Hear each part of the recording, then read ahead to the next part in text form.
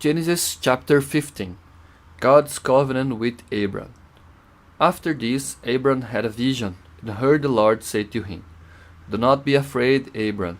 I will shield you from danger, and give you a great reward."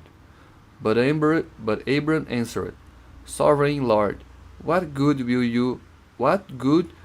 your reward do me, since I have no children? My only heir is Eliezer of Damascus.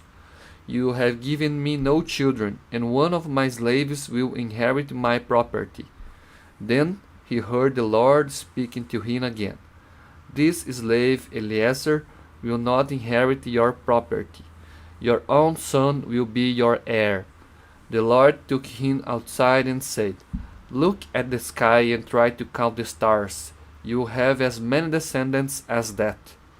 Abram put his trust in the Lord, and because of this the Lord was pleased with him and accepted him.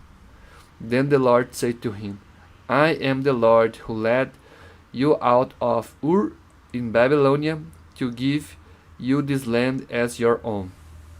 But Abram asked, "Sovereign Lord, how can I know that it will be mine?"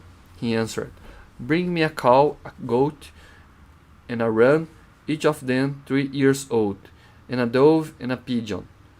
Abram brought the animals to God, cut them in half, and placed the halves opposite each other in 2 rows. But he did not cut up the birds.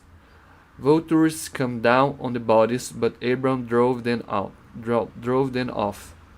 When the sun was going down, Abram fell into a deep sleep, and fear and terror came over him. The Lord said to him, "Your descendants will be strangers in a foreign land. They will be slaves there and will be treated cruelly for 400 years. But I will punish the nation that enslaves them, and when they leave that foreign land, they will take great wealth with them. You yourself will live to a ripe old age, die in peace, and be buried. It will be 4 generations before your descendants come back here, because I will not drive out the Amorites until they become so wicked that they must be punished." When the sun had set and it was dark, a smoking fire pot and a flaming torch suddenly appeared and passed between the pieces of the animals.